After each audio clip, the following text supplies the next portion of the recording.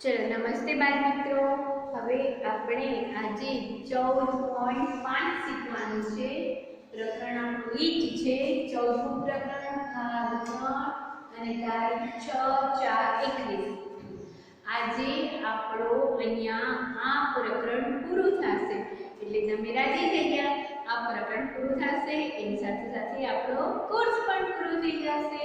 તો આજે આપણે શીખીએ છીએ 14.5 दाखला नंबर 5।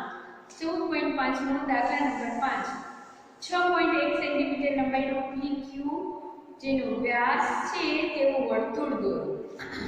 હવે 6.1 સેન્ટીમીટરનો મેં PQ દોર્યો છે, બરાબર।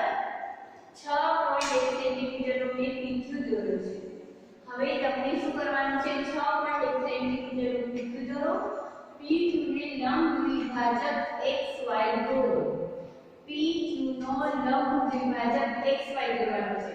હવે કેવી રીતે દોરવાનું છે? P ને પરિકરની મદદથી P ને કેન્દ્રમાં રાખી અડધાથી વધારે ત્રિજ્યા લઈ ઉપર ચાપ મારો।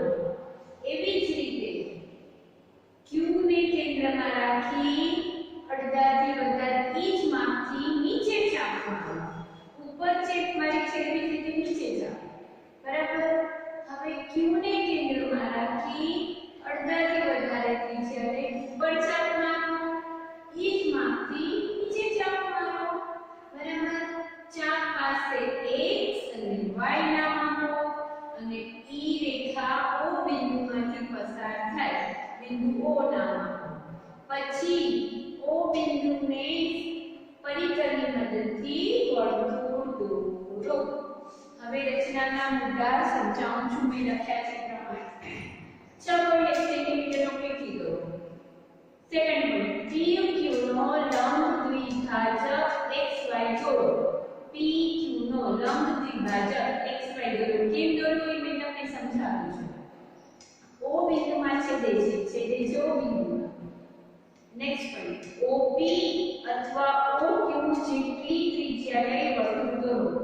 હવે OP અથવા OQ જેટલી ત્રિજ્યા લઈ અને વર્તુળ દોરવાનું છે। હવે દાખલા નંબર 5 મેં બોર્ડ પર સમજાવ્યો છે।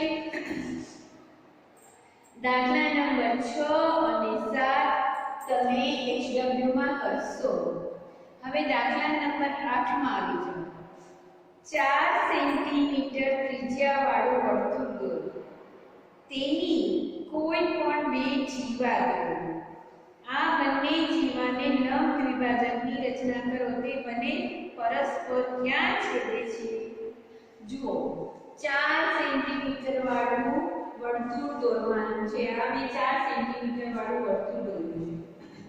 કોઈ પણ બિંદુ કાગળ પર લઈ આવો બિંદુ લીધું ત્યાંથી માપી અને 4 સેન્ટીમીટર વાળું વર્તુળ દોરવાનું છે। હવે એમાં બે જીવા દોરો, AB અને CD। વર્તુળમાં મેં બે જીવા દોરી છે, AB અને CD। હવે AB નો લંબ દ્વિભાજક, આ AB એનો લંબ દ્વિભાજક દોરવાનો છે। તો A ને પરિકરની અણી રાખી અડધા કરતા વધારે માપ લઈ ઉપર ચાપ મારો, એવી જ રીતે નીચે ચાપ મારો।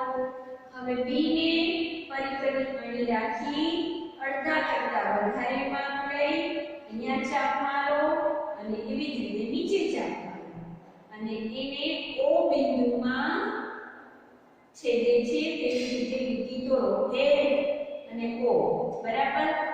હવે અહીંયા આવી જાઓ CD માં। CD મેં ત્રિજ્યા દોર્યું છે। હવે CD માં તમને શું કરવાનું છે? એનો લંબ દ્વિભાજક M દોરવાનો છે। તો કેવી રીતે દોરી શકે? C અને D, આ D ઉપર કેન્દ્રબિંદુ, D ઉપર પરિકરની મદદથી ત્રિજ્યા દોરો। ઉપરની સાઈડ અડધાથી વધારે માપ લઈને ઈ જ માપથી નીચે।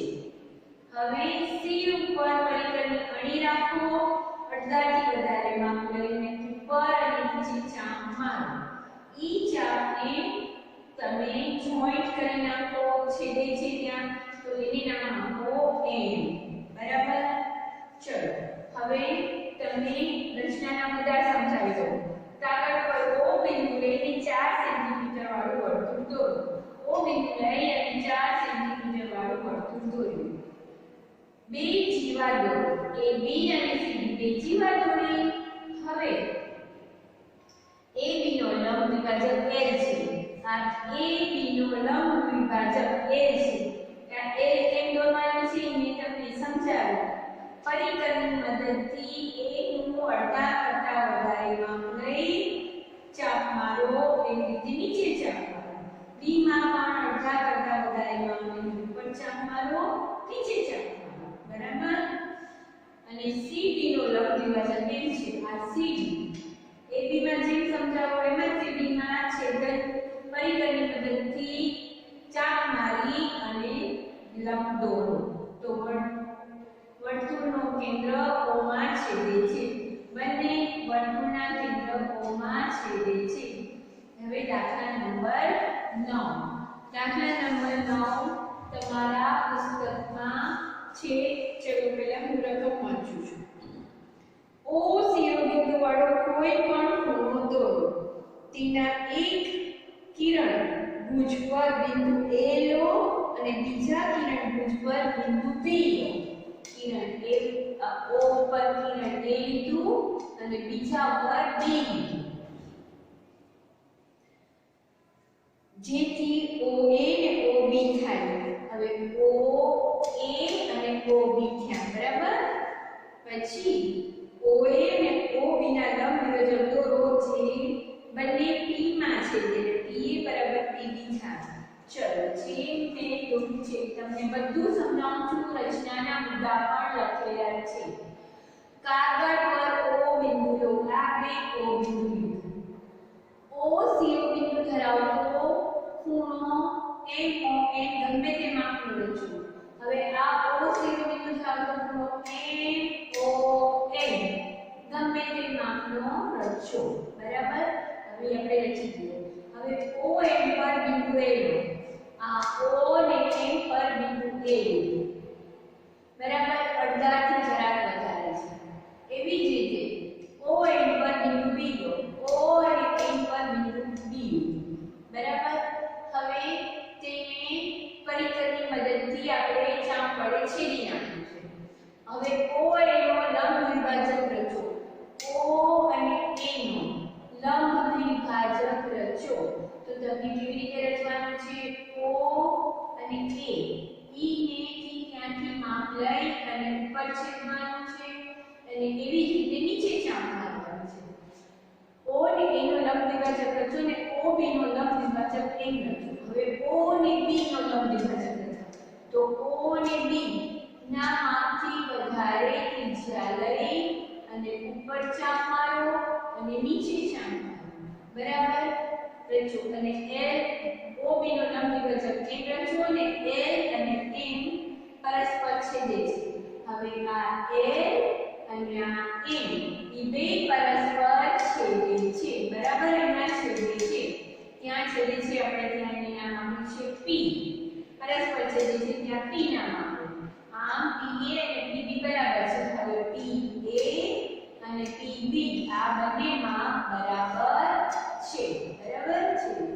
ચલો દાખલા નંબર 9. હવે આવી જાઓ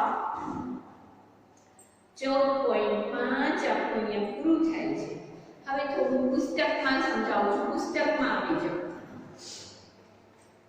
પુસ્તકમાં જુઓ તમને પાના નંબર 286 ઉપર આપેલા માપનો ખૂણો રચો. ધારો કે આપણે 40 અંશના માપનો ખૂણો રચવો છે. તો પગલું 1 નીચે પ્રમાણે કરશું. કેવી રીતે કરશું? કોઈ પણ લંબાઈનો AD દોરો. કોઈ પણ 2 સેન્ટીમીટર 3 સેન્ટીમીટર લંબાઈનો AB દોરો. હવે પગલું 2 એટલે બીજો સ્ટેપ શું કરવાનું છે? કોણ માપવાનું કેન્દ્ર A પર અને તેને શૂન્ય ઉપર AB આવે તેવી રીતે કોણ માપકને ગોઠવો. તમારું આ કોણ માપક છે ને તમારે ખૂણા દોરવાનું એને ગોઠવવાનું છે. જો તમારા પુસ્તકમાં બતાવેલું છે. પછી પગલું 3 B તરફના શૂન્યથી શરૂ કરો અને 40 અંશના બિંદુ સી મૂકો, બરાબર. હવે તમે તેને લીટી જોડી દો એટલે 40 અંશનો ખૂણો થઈ ગયો, બરાબર. હવે પરિકરની મદદથી ખૂણા કેમ રચાશે તે આવી જાઓ, તે સમજી લઈએ. જુઓ, રેખા એલ દોરો, તેના પર કોઈ પણ બિંદુ લો. જો રેખા એલ દોરી છે, તેના ઉપર કોઈ પણ બિંદુ લીધું છે. ઉપર જુઓ, રેખા એલ દોરેલી બિંદુ લીધું. હવે પરિકરની અણીને એ પર મૂકો. જુઓ, તમને પુસ્તકમાં બતાવ્યું છે એ જ સમજાવું છું.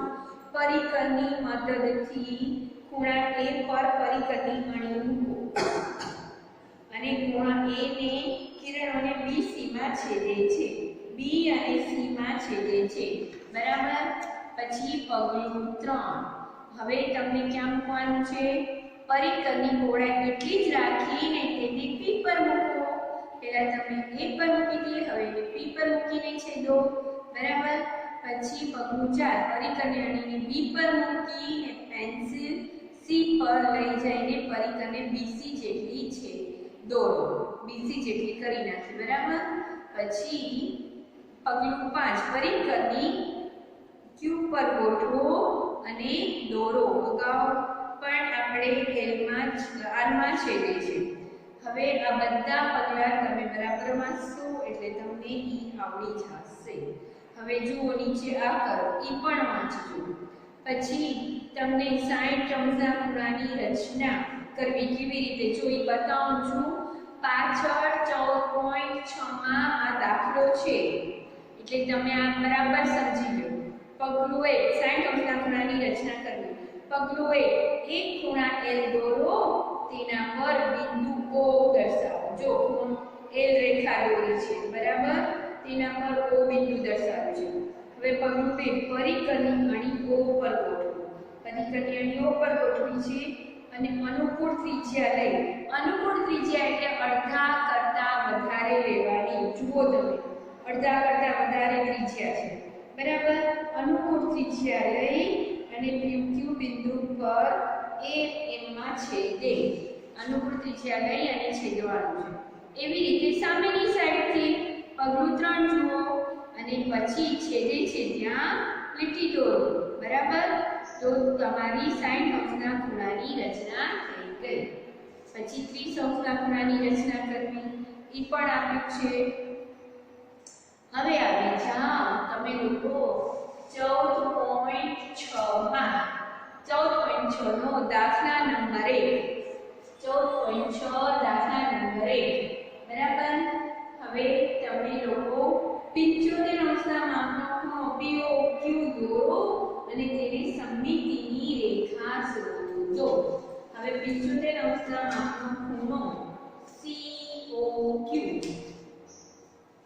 ચલો, હવે રેખા અહીંયા પહેલો પોઈન્ટ એલ પર O બિંદુ લઈ માપપટ્ટીને પરિકરની મદદથી ખૂણો AOQ 90 અંશનો. હવે આપણે OAOQ 90 અંશનો છે, પણ આપણે એક લીટી અહીંયા દોરી છે પરિકરની મદદથી, ફૂટપટ્ટીની મદદથી રેખા L દોરી. પછી એમાં O બિંદુ લીધું. O બિંદુ લઈ અને અનુકૂળ ત્રિજ્યા એટલે અડધાથી વધારે માપ લઈ અને આપણે અહીંયા ત્રિજ્યા લીધી. પછી તેને અહીંયા છેદ્યું, બરાબર. પછી 90 અંશનો ખૂણો એલ પર O બિંદુ લઈ માપપટ્ટીને પરિકરની મદદથી ખૂણો AOQ 90 અંશ. આ ખૂણો AOQ 90 અંશ. હવે માપપટ્ટીને પરિકરની મદદથી ખૂણો COQ 60 અંશ. હવે માપપટ્ટી અને પરિકરની મદદથી ખૂણો 60 COQ 60. હવે આ બધા માપ છે અહીંયાથી અડધા લઈ અને છેદવાના છે. એવી જ રીતે અહીંયાથી અડધું લઈ અડધાથી વધારે માપ લઈને છેદવાનું. એટલે COQ બરાબર 60 અંશનો. પછી AOC નો દ્વિભાજક OP રચો. AO અને C નો દ્વિભાજક AOP રચો. હવે AOC છે ઈ 30 અંશનો છે, તો ખૂણો AOP કેટલા અંશનો થશે? ખૂણો OP પી રચો હવે ખૂણો પીઓસી પીઓસી આ ખૂણો પીઓસી થશે 15 અંશ હવે પીઓસી ને પીઓક્યુ પીઓસી અને પીઓક્યુ 75 અંશનો થશે હવે ખૂણો પીઓક્યુ ને 75 અંશનો દ્વિભાજક હવે પીઓક્યુ ઈ ખૂણો 75 અંશનો થશે હવે પી થી પીઓક્યુ નો દ્વિભાજક ખૂણો ઓએમ રચો તો પીઓક્યુ નો દ્વિભાજક ખૂણો ઓએમ રચો બરાબર ખૂણો ઓએમ રચો અને ખૂણો પીઓક્યુ ની સમમિતિની રેખા હોય છે હવે ખૂણો પીઓક્યુ ની સમમિતિની રેખા O ને M છે બરાબર આ પીઓક્યુ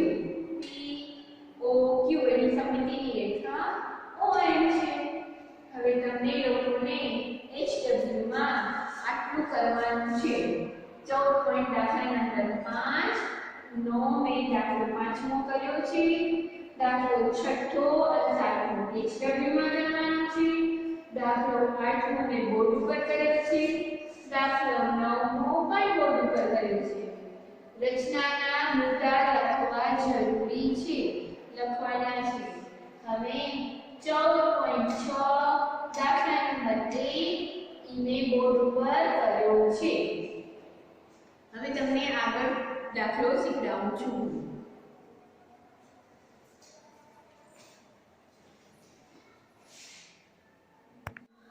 ચલો મિત્રો 14.6 દાખલા નંબર 1 મેં તમને બોર્ડ ઉપર સમજાવ્યો 2 3 4 અને 5 બધા તમને HW માં કરવાના છે સાવ સહેલા છે મેં તમને પુસ્તકમાં સમજાવ્યા છે હવે જો દાખલા નંબર 5 છે ને દાખલા નંબર 5 નો A થી F સુધીના દાખલા તમને HW માં કરવાના છે એમાં દાખલા નંબર A છે ને ઈ તો પુસ્તકમાં જ છે તમારું પુસ્તકનો પાના નંબર કાઢો 289 જો 89 જો એમાં નીચે લખેલું છે 60 અંશના ખૂણાની રચના કરવી એટલે તમને પહેલો તો આવડી જશે એવી જ રીતે બીજા બધા દાખલા તમને કરવાના છે હવે દાખલા નંબર 6 45 અંશના માપનો ખૂણો દોરો અને તેને દુભાગો જો અહીંયા મેં 45 અંશના માપનો ખૂણો દોરો અને તેને દુભાગો હવે OB દોરો OB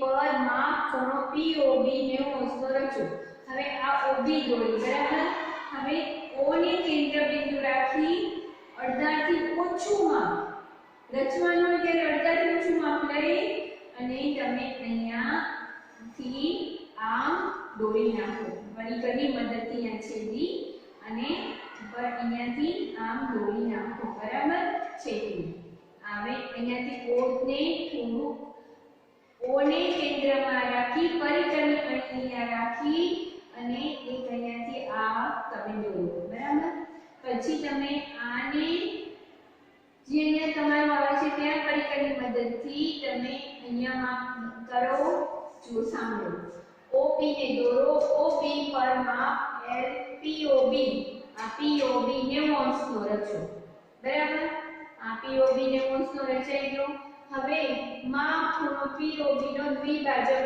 OA રચો હવે POB એનો દ્વિભાજક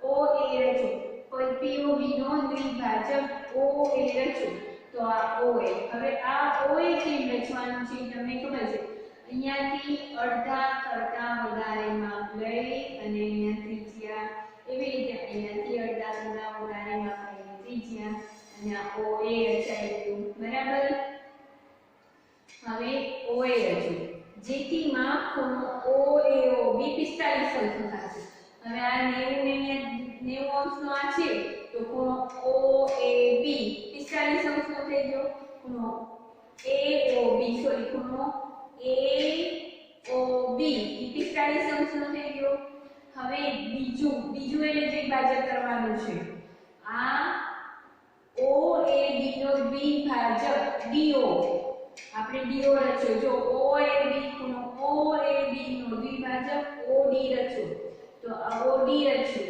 બરાબર. આ આપણે ખૂણો AOB નો દ્વિભાજક OD રચ્યો, બરાબર.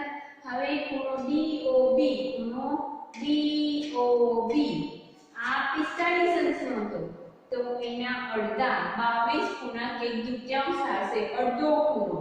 આ 45 અંશનો ખૂણો છે, એનો અડધો ખૂણો આ થશે, તો 1/2 એટલે 22.5 થશે. તો તેથી ખૂણો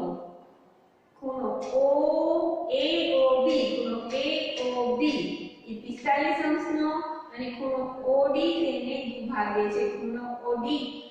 રેખા OD તેને દુભાગે છે.